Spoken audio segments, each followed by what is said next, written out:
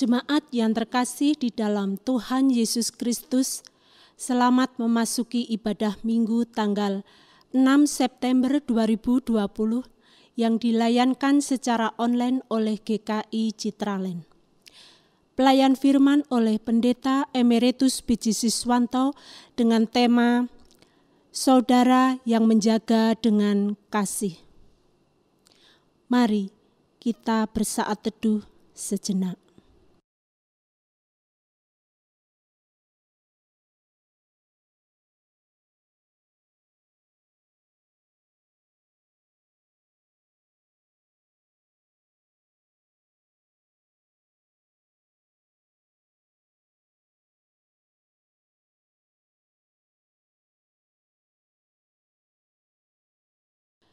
Segala ujung bumi akan mengingatnya dan berbalik kepada Tuhan. Dan segala kaum dari bangsa-bangsa akan sujud menyembah di hadapannya. Sebab Tuhanlah yang empunya kerajaan. Dialah yang memerintah atas bangsa-bangsa.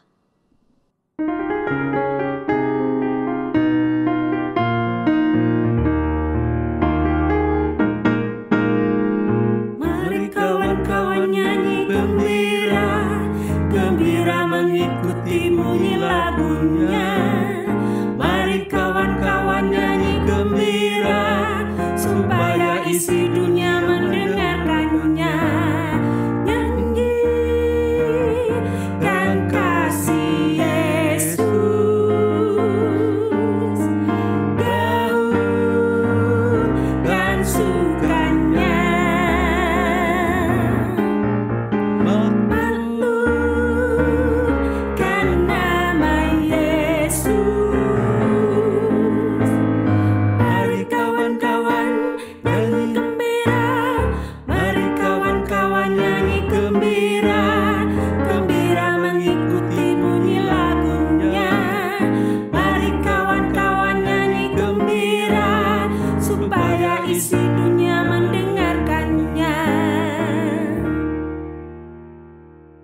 Saudara, kita memasuki ibadah minggu ini dengan satu pengakuan bahwa pertolongan kita datangnya dari Tuhan yang menciptakan langit dan bumi.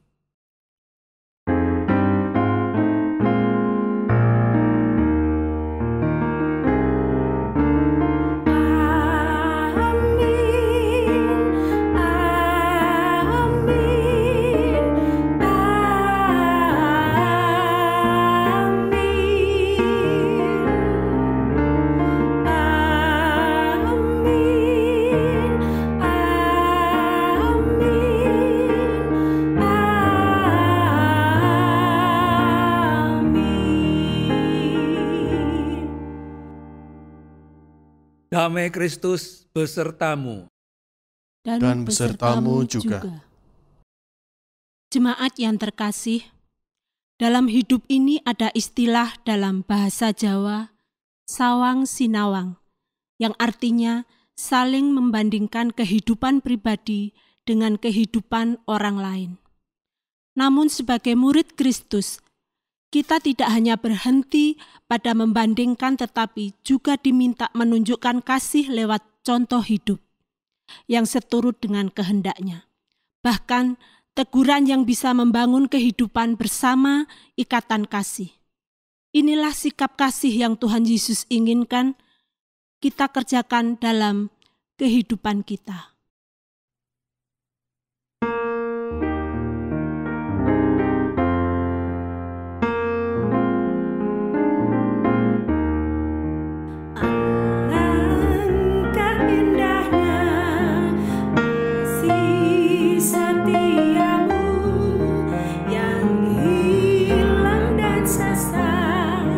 Bebas dan ketemu engkau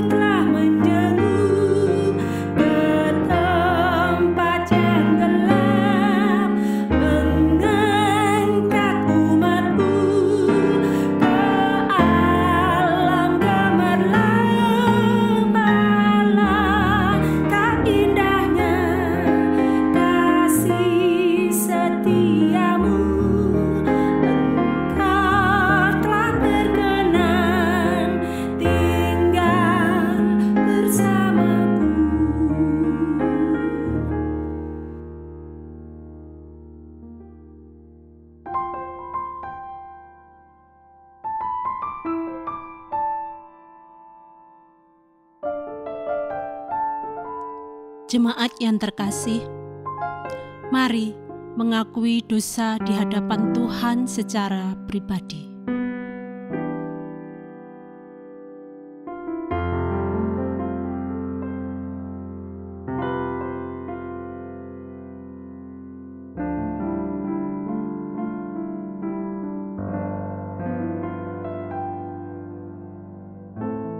Tuhan Yesus yang terkasih, inilah pengakuan dosa kami. Semuanya kami akui dengan penuh kerendahan hati. Engkaulah yang paling mengerti isi hati kami.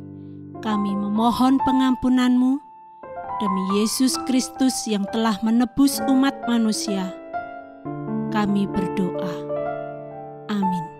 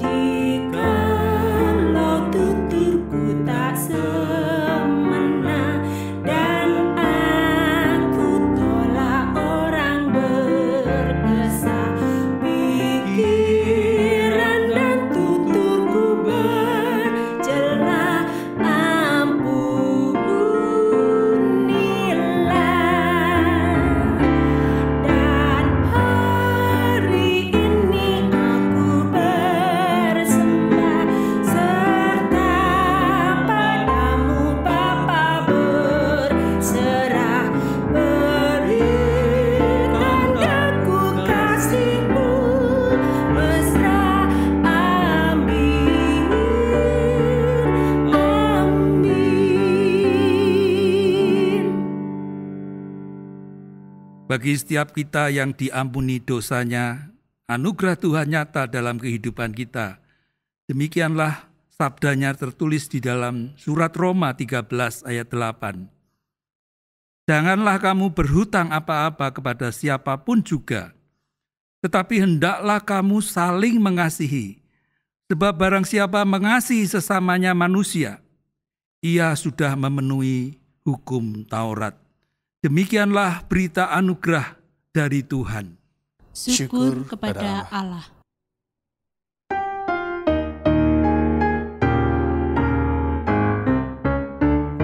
Kasih Allah mengikatnya bagi kita umatnya.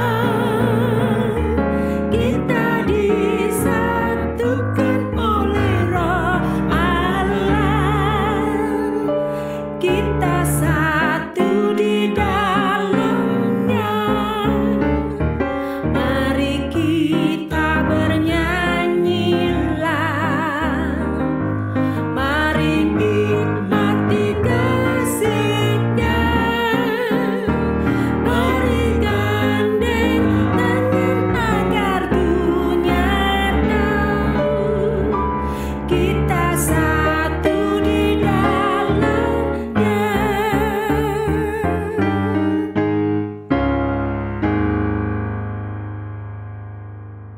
Saudara, mari kita berdoa. Kami rindu firman Tuhan menjadi berkat rohani bagi kami. Roh Kudus akan menolong kami sehingga firman-Mu menolong kami untuk semakin mengenal Tuhan dengan baik dan benar. Dan iman kami makin bertumbuh menjadi dewasa di dalam Kristus Yesus. Hidup kami disempurnakan Tuhan dan dipakai Tuhan untuk menjadi berkat di dalam kehidupan bersama dengan yang lain.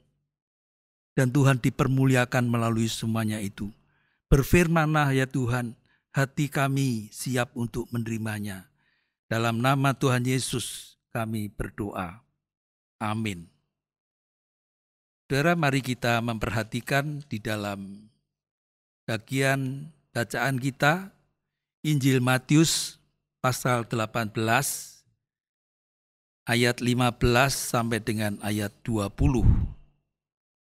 Dari Lembaga Alkitab Indonesia memberikan judul tentang menasehati sesama saudara.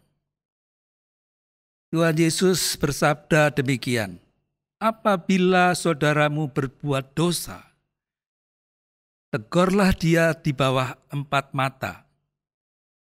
Jika ia mendengarkan nasihatmu, engkau telah mendapatnya kembali.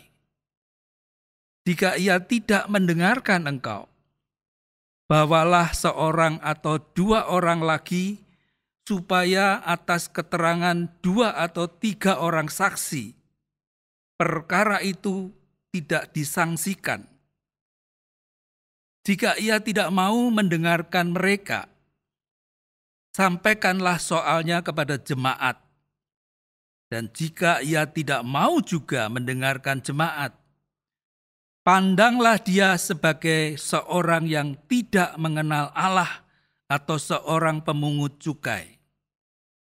Aku berkata kepadamu, sesungguhnya apa yang kamu ikat di dunia ini akan terikat di sorga, dan apa yang kamu lepaskan di dunia ini akan terlepas di sorga. Dan lagi aku berkata kepadamu, jika 2 orang daripadamu di dunia ini sepakat meminta apapun juga, permintaan mereka itu akan dikabulkan oleh Bapa-Ku yang di sorga. Sebab di mana 2 atau 3 orang berkumpul dalam nama-Ku, di situ Aku ada di tengah-tengah mereka. Demikianlah Injil Yesus Kristus. Berbahagialah setiap orang yang mendengar firman Tuhan dan melakukan oleh pertolongan Roh Kudus. Haleluya.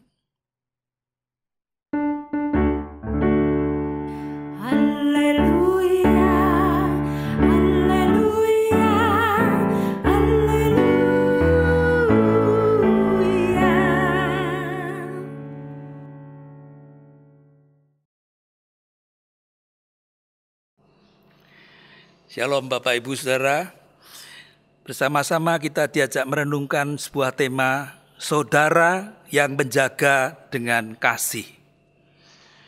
Saudara, tema seperti ini sebenarnya mengingatkan akan panggilan Tuhan dan kehendak Tuhan bagi setiap kita, orang yang percaya kepada Tuhan Yesus Kristus. Bahwa Tuhan menghendaki agar kita menjadi saudara bagi sesama kita, yaitu dengan menjaga relasi atau hubungan kita yang berlandaskan kasih Kristus. Kita perlu menjadi saudara bahkan termasuk terhadap mereka orang-orang yang telah melakukan kesalahan, mereka yang telah jatuh di dalam perbuatan dosa. Dikatakan, jika atau apabila kita mengetahui ada saudara kita itu bisa anggota keluarga kita sendiri, atau rekan-rekan kita, sahabat kita, saudara seiman kita, saudara-saudara yang lain sesama kita yang berbuat dosa, maka dikatakan yang pertama kita perlu menegur dia. Di dalam ayat 15 Tuhan Yesus mengatakan, apabila saudaramu itu berbuat dosa, tegurlah dia di bawah 4 mata. Di dalam terjemahan lain dikatakan, kalau saudaramu berdosa terhadapmu, pergilah kepadanya dan tunjukkanlah kesalahannya. Tujuannya apa saudara kita menegur? Tujuannya dijelaskan supaya terjadi pertobatan dari orang yang telah melakukan kesalahan atau dosa itu. Dan bukan merupakan sebuah penghakiman atau penghukuman seperti yang biasa dilakukan oleh para pemimpin agama Yahudi pada waktu itu. Tapi jelas Tujuannya adalah agar terjadi pertobatan. Oleh karena itu cara penegurannya pun dilakukan di bawah 4 mata. Ini menunjukkan teguran yang bersifat pribadi. Teguran dari hati ke hati. Ini tentu demi menciptakan kebaikan bersama. Dalam sebuah persekutuan bersama. Sehingga jangan sampai masalah itu menjadi, orang bilang konsumsi publik, ya, menjadi viral kemana-mana. Dosanya, kesalahannya diceritakan di mana-mana. Bukan itu maksudnya. Rasul Paulus juga pernah memberikan nasihat di dalam Galatia pasal 6 ayat 1. Dia memberikan nasihat, saudara-saudara, kalaupun seorang kedapatan melakukan pelanggaran, melakukan satu dosa, maka kamu yang rohani harus memimpin orang itu ke jalan yang benar. Dan dikatakan dengan roh lemah lembut. Sambil menjaga dirimu sendiri supaya kamu jangan kena pencobaan. Di dalam terjemahan lain dikatakan, kalau seseorang didapati melakukan satu dosa, hendaklah kalian yang hidup menurut pimpinan roh Allah, membimbing orang itu kembali pada jalan yang benar.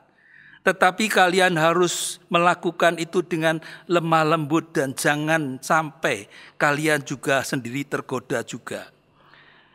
Saudara, di dalam Injil Lukas 17, Tuhan Yesus mengatakan, jagalah dirimu.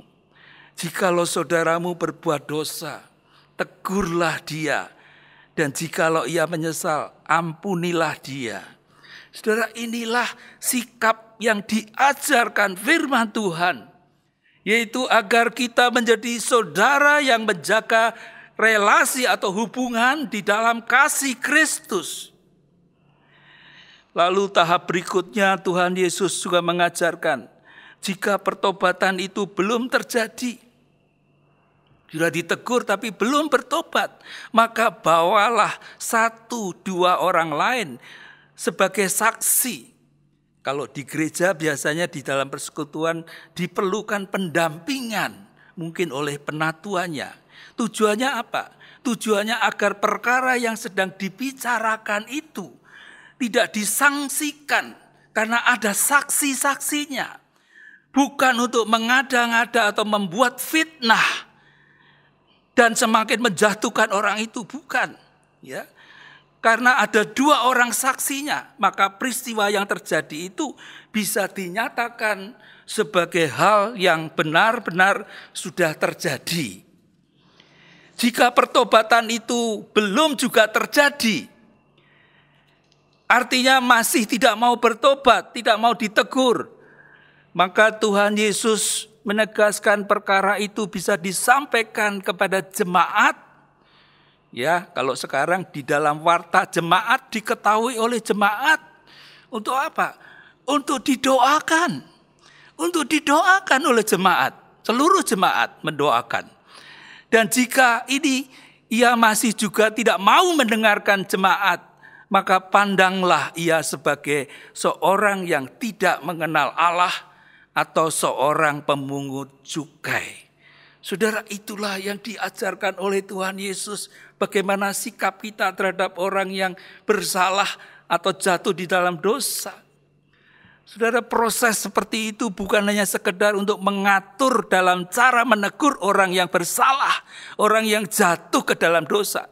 Tetapi juga untuk menegaskan bahwa memang tidaklah mudah, tidak gampang, dan tidak seenaknya untuk mengucilkan orang-orang yang dianggap bersalah dan berdosa itu. Melalui cara-cara seperti itu, maka kita akan terhindar pula dari penghakiman sendiri atau main hakim sendiri. Dan kita juga akan terhindar dari cara-cara pengucilan yang tanpa upaya untuk menggembalakan dengan baik, dengan sungguh-sungguh, dengan kasih Tuhan. Sebutan istilah sebagai seorang yang tidak mengenal Allah atau seorang pemungut cukai yang dipakai oleh Tuhan Yesus ini adalah sebutan umum yang biasa dilontarkan oleh para pemimpin agama Yahudi di dalam mereka menghadapi orang yang bersalah dan yang berdosa itu. Misalnya pemungut cukai seperti Sakius, itu tidak disebutkan namanya Sakius, tapi disebutkan orang yang berdosa itu. Oleh karena itu, jikalau Tuhan Yesus mengutip perkataan itu, maka pada dasarnya sebenarnya Tuhan Yesus itu mau mengkritik tindakan semena-mena yang biasa dilakukan oleh para pemimpin agama Yahudi pada waktu itu. Kalau saya mengambil contoh seperti cerita di dalam Injil Yohanes pasal 8, juga Sakius tadi itu. Bagaimana sikap para tokoh agama Yahudi, para ahli Taurat, orang-orang Farisi terhadap perempuan yang kedapatan tertangkap basah dikatakan, berzina. Mereka rame-rame pada menghakimi. Mereka mau menghukum rajam, melempari dengan batu. Dan dikaitkan dengan hukum Musa. Saudara, itulah model cara penghakiman massal yang dilakukan oleh para tokoh agama Yahudi pada waktu itu terhadap orang yang diceritakan berzina ini. Dan ketika mereka terus-menerus bertanya kepada Yesus, sebetulnya untuk mencobai Yesus, bagaimana sikap Yesus terhadap perempuan yang berdosa ini. Maka dikatakan Tuhan Yesus pun bangkit berdiri lalu berkata kepada mereka semua, barang siapa di antara kamu tidak berdosa, hendaklah ia yang pertama melemparkan batu kepada perempuan itu. Tetapi setelah mereka mendengar perkataan itu, dikatakan pergilah mereka seorang demi seorang, mulai dari yang tertua. Akhirnya tinggallah Yesus sendiri dengan perempuan itu yang tetap di tempatnya. Dan dikatakan lalu Yesus bangkit berdiri dan berkata kepadanya, hai perempuan, di manakah mereka? Tidak adakah seorang yang menghukum engkau? Jawab perempuan itu, tidak ada Tuhan. Lalu kata Yesus, aku pun juga tidak menghukum engkau. Pergilah dan jangan berbuat dosa lagi mulai dari sekarang. Saudara, inilah cara sikap Tuhan Yesus terhadap orang yang berbuat dosa. Tuhan memberikan teladan kepada kita supaya kita juga memiliki sikap seperti itu. Sikap saudara yang menjaga dengan kasih terhadap orang yang jatuh di dalam dosa. Jadi saudara-saudara, inti percakapan yang didampingi oleh para saksi yang dikatakan oleh Tuhan Yesus tadi, tujuannya adalah untuk membangun, untuk memulihkan, sehingga sesama kita yang melakukan kesalahan yang jatuh dalam dosa itu sungguh-sungguh mengalami kasih Allah yang lembut dan penuh rahmat itu. Inilah sikap sebagai saudara yang menjaga dengan kasih Kristus terhadap sesama yang telah jatuh di dalam dosa. Sekali lagi, bukan untuk menghakimi, tapi untuk membawa orang itu kepada pertobatan di dalam kasih Kristus. Seperti kata Tuhan Yesus terhadap perempuan yang ketangkap basah tadi, telah berbuat zina tadi. Tuhan Yesus katakan, aku pun tidak menghukum engkau. Pergilah dan jangan berbuat dosa lagi mulai dari sekarang. Artinya bertobatlah, kembalilah ke jalan Tuhan. Tuhan mengasihi engkau. Saudara, itulah ajaran dan teladan Yesus yang diajarkan kepada saudara dan saya, agar kita menjadi saudara yang menjaga dengan kasih Kristus terhadap sesama kita yang jatuh dalam dosa. Saudara, memang banyak orang Kristen, gereja menggunakan bagian Injil Matius pasal 18 ini sebagai dasar untuk melaksanakan penggembalaan khusus bagi jemaat mungkin yang jatuh di dalam dosa. Namun saudara, umumnya dalam prakteknya bagaimana saudara? yang sering kali terjadi adalah biasanya kita tidak terlalu sabar melakukan percakapan penggembalaan dengan sungguh-sungguh yang membangun, yang memulihkan. Karena itu kita tidak mau memberikan teguran di bawah 4 mata. Atau seperti ajaran Yesus membawa saksi untuk menciptakan suasana yang sejuk, yang bisa menolong orang yang sedang jatuh itu.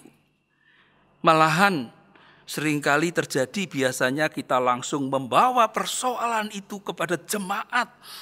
Ya, bahkan dengan cara-cara yang tidak terpuji, yaitu dengan cara menggosipkan di mana-mana, menjadi cerita yang diviralkan, bagaikan orang yang menebarkan bulu ayam di perempatan jalan raya. Kalau disuruh ngumpulkan lagi, sudah tidak bisa lagi. Karena apa? Sudah berterbangan kemana-mana. Itulah kuasa perkataan. Ya, kalau sudah keluar itu bisa kemana-mana, tidak bisa ditarik kembali. Cara yang dibuat seperti itu, jelas ini tidak sesuai dengan ajaran yang diajarkan oleh Tuhan Yesus. Ya, seperti yang diajarkan di dalam Matius 18 ini. Jika demikian, apa yang harus kita lakukan agar kita dapat menerapkan kasih di tengah kebersamaan persekutuan kita sebagai saudara yang menjaga dengan kasih? Saudara, banyak orang biasanya berpendapat atau beralasan bahwa memang ketika menghadapi orang yang sudah jatuh di dalam dosa tidak mudah untuk menegurnya. Biasanya ada beberapa pertimbangan yang menyebabkan kita tidak mau menegur orang itu yang sedang melakukan kesalahan atau perbuatan dosa itu. Alasannya apa, saudara? Alasannya kita tidak ingin timbul satu kesalahpahaman yang menyebabkan kita malah terlibat di dalam permasalahan itu. Terjadi konflik personal dengan yang bersangkutan. Jadi inti masalahnya adalah kita tidak berani menegur seseorang yang bersalah atau berbuat dosa itu karena khawatir dia malah menjadi marah dan membenci kita. Itu yang seringkali terjadi menjadi sebuah alasan. Alasan yang lain, kita juga menganggap kesalahan yang dilakukan itu merupakan tanggung jawab pribadinya. Kita tidak merasa bertanggung jawab untuk menegur dia. Sebab kita beranggapan dia kan sudah cukup dewasa. Alasan lain mengatakan kita tidak tahu bagaimana cara menegur yang baik dan bijaksana. Sehingga gak melok-melok ya, gak mau menyampaikan teguran kepada orang itu secara terbuka. Jadi inti masalahnya adalah kita merasa tidak memiliki kemampuan untuk menyampaikan satu teguran secara benar. Walaupun sebenarnya kita ingin mengingatkan, menolong sebenarnya. Tapi yang lebih parah lagi adalah kita menganggap orang itu tidak mungkin, tidak mau lagi dia berubah atau bertobat. Jadi kita merasa percuma mengingatkan, menasihati orang seperti itu. Oleh karena itu saudara, kita ini sudah jatuh di dalam penghakiman. Menghakimi orang itu sebagai pribadi yang sudah tidak baik ya. Dan menutup kemungkinan bagi orang seperti itu untuk dapat berubah atau bertobat. Itu bukan ajaran Tuhan. Dengan alasan seperti itu, maka kita telah memilih tidak mau menyampaikan nasihat dan teguran secara langsung kepada seseorang yang sedang melakukan kesalahan. Sebaliknya, seringkali kita lebih memilih untuk membicarakan kesalahan, kekeliruan seseorang secara tidak langsung, yaitu dengan membicarakan kepada orang-orang yang ada di sekitar kita. Ya tadi pakai istilah menggosipkan itu. Jadi daripada kita membicarakan secara 4 mata, ternyata banyak orang yang lebih senang memilih untuk membicarakan sebagai sebuah gosip di mana-mana. Saudara, padahal membicarakan berbagai keburukan atau kekurangan, kelemahan, kesalahan orang dengan bergosip ria, itu tidak pernah dapat memulihkan dan menyadarkan keadaan seseorang yang sudah bersalah atau berdosa itu. Sebaliknya, satu gosip justru akan merusak, menghancurkan seseorang. Sehingga akhirnya orang itu makin terpuruk dan tidak mau membereskan dosanya. Saudara, kebiasaan kita untuk membicarakan kesalahan seseorang dengan bergosip, sebenarnya itu menandakan juga. Menandakan apa, saudara? Bahwa diri kita sebagai seseorang yang sebenarnya miskin. Miskin di dalam kasih. Dikatakan kasih itu menutupi segala sesuatu. Bukan membela dosa, tapi tidak menyiar-nyiarkan dosa itu secara gosip. Sebab sikap yang kaya dalam kasih senantiasa ditandai oleh kesediaan untuk mau peduli, untuk bersedia menanggung risiko berapapun akibat yang tidak menyenangkan.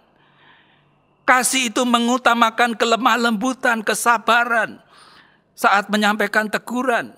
Kasih itu mampu mengendalikan diri, tidak memandang seseorang yang bersalah sebagai orang yang layaknya dihukum sajalah. Bukan itu, saudara. Tuhan Yesus juga pernah mengingatkan di dalam Matius 7 ayat 3 dan 4. Tuhan Yesus mengatakan, mengapakah engkau melihat selumbar di mata saudaramu, sedangkan balok di dalam matamu tidak engkau ketahui?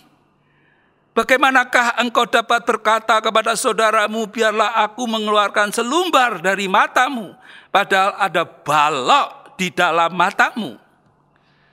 Saudara, itu peringatan yang keras kepada orang-orang Farisi pada waktu itu, yang merasa dirinya benar karena punya hukum-hukum agama. Tetapi Yesus menegur dengan keras, ada balok di matamu yang kamu tidak lihat.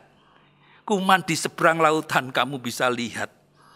Saudara, mungkin saat ini kita mampu melihat satu kesalahan dari sesama kita. Tetapi tidak berarti kita tidak memiliki kesalahan yang sama. Atau bahkan mungkin kita punya kesalahan lebih banyak daripada dia. Umumnya makin seseorang itu memiliki kesalahan yang tersembunyi, orang itu akan cenderung untuk suka menghakimi orang lain yang sedang terbongkar kesalahannya. Kenapa begitu? Untuk menutupi kesalahannya sendiri. Saudara, inilah sifat dosa, keberdosaan manusia yang terjadi. Di dalam kitab Imamat 19 ayat 17, firman Tuhan juga mengingatkan kepada kita semua.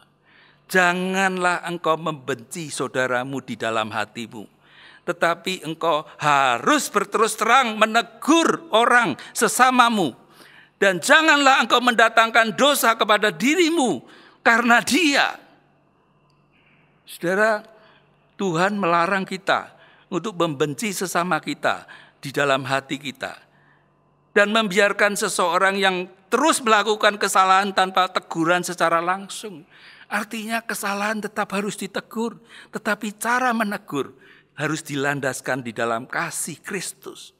Sikap kita tersebut justru akan mendatangkan satu kebaikan bagi orang yang kita tegur. Tapi kalau sikap kita model menggosipkan orang itu juga bisa mendatangkan dosa bagi diri kita sendiri. Dan tema kita diingatkan Tuhan menghendaki setiap kita menjadi saudara yang mau menjaga relasi dengan kasih. Termasuk terhadap orang-orang yang telah kita anggap melakukan kesalahan, melakukan perbuatan dosa. Tuhan justru memanggil orang yang berdosa untuk datang kepadanya. Tuhan Yesus katakan, aku datang bukan mencari orang yang benar, orang yang merasa diri benar. Tidak, tapi orang berdosa supaya bertobat. Biarlah firman Tuhan ini menolong kita semua untuk menjadi saudara yang boleh peduli kepada sesama yang lain di dalam kasih Kristus. Amin.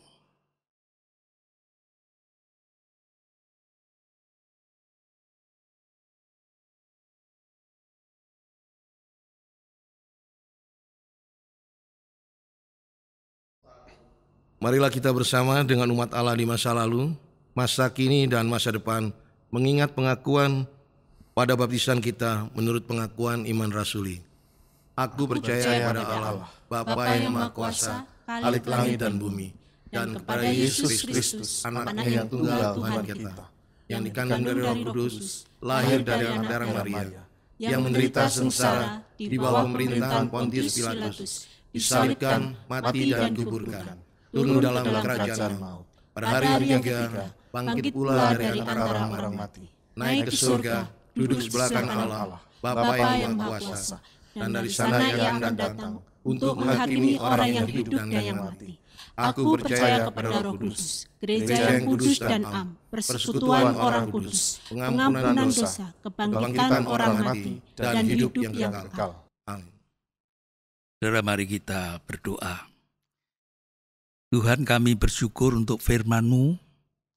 Kiranya Tuhan sendiri yang menyempurnakan hati pikiran kami, sehingga kami boleh sesuai hidup kami seturut dengan firman-Mu. Roh Kudus yang menolong kami. Terima kasih Tuhan, saat ini kami mendoakan untuk jemaat-Mu yang sakit, yang lanjut usia. Bahkan ada yang dirawat di rumah sakit. Kami teringat untuk Ibu Rosana Wijaya di dalam perawatan. Tuhan yang menjamah, kiranya Tuhan yang menolong juga memulihkan kesehatannya. Demikian juga kami juga teringat untuk keluarga yang berduka cita, keluarga besar daripada keluarga almarhum Bapak Suwito Bambang, Papa dari Penatua Mega dan mertua dari Pak Yohanes. Tuhan memberikan kekuatan penghiburan bagi segenap keluarga yang ditinggalkan dan mengingatkan akan keterbatasan hidup dan pengharapan di dalam Kristus Yesus. Kami juga teringat untuk keluarga dari Bapak David Kurniawan, kakak daripada Ibu Susana, di mana putranya yang dikasihi Samuel Kurniawan telah Kau panggil pulang. Tuhan menjadi sumber kekuatan penghiburan bagi segenap keluarga. Biarlah semuanya itu mengingatkan kepada kami semuanya betapa terbatasnya dan kami tidak tahu persis batas hidup itu. Tetapi kami bersyukur bahwa di dalam Kristus Yesus ada pengharapan hidup yang kekal. Kuatkan segenap keluarga. Terima kasih Tuhan. Kami juga berdoa di saat-saat masa pandemi ini. Kiranya Tuhan menolong menguatkan jemaat kami, jemaat Tuhan dalam menghadapi dan menjalani segala perubahan yang terjadi akibat pandemi COVID-19 ini dengan hikmat-Mu Tuhan.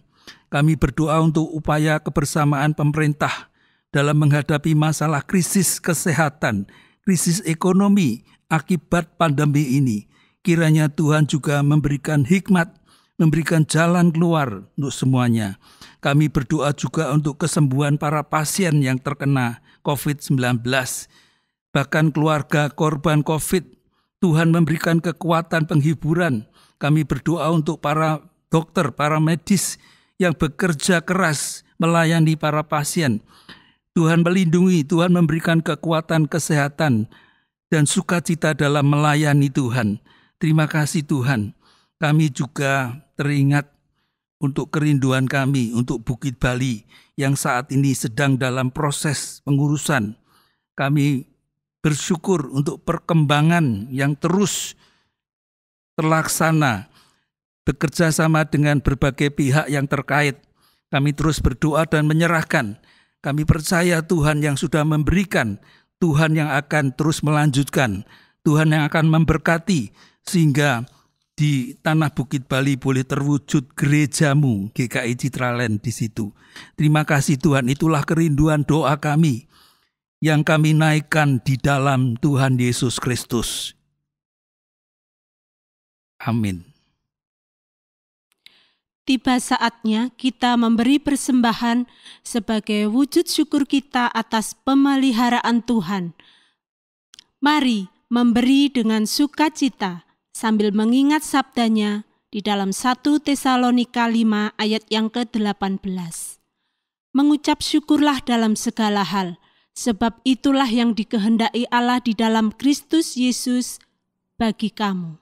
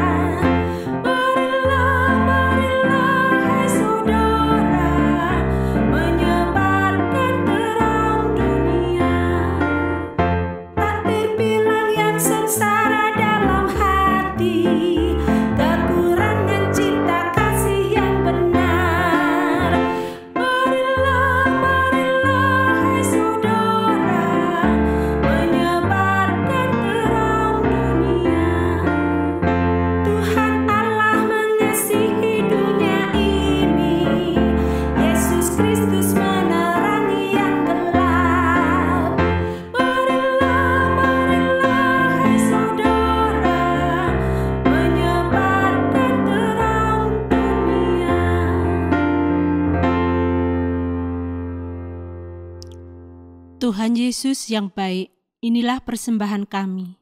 Segala yang terkumpul ini dan hidup kami serahkan bagimu.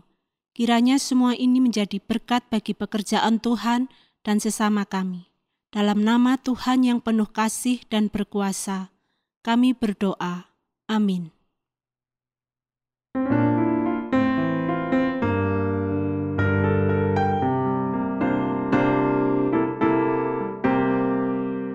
Sebagai saudara seiman di dalam tubuh Kristus, menyerahkan seluruh hidupnya, berbagi kasih bersama,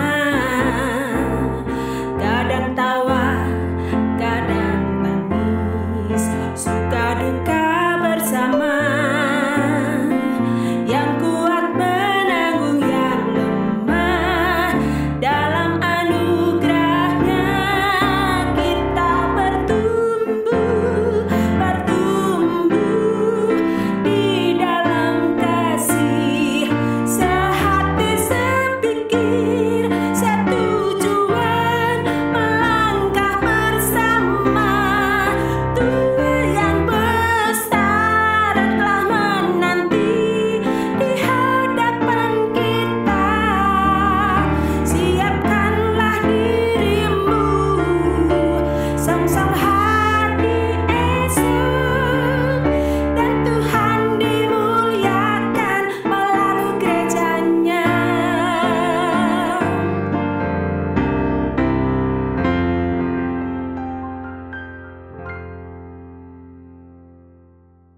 Marilah kita melanjutkan ibadah kita ini dalam kehidupan kita sehari-hari dengan tetap mengarahkan hati kita dan pikiran kita kepada Tuhan Yesus Kristus, dan terimalah berkat Tuhan.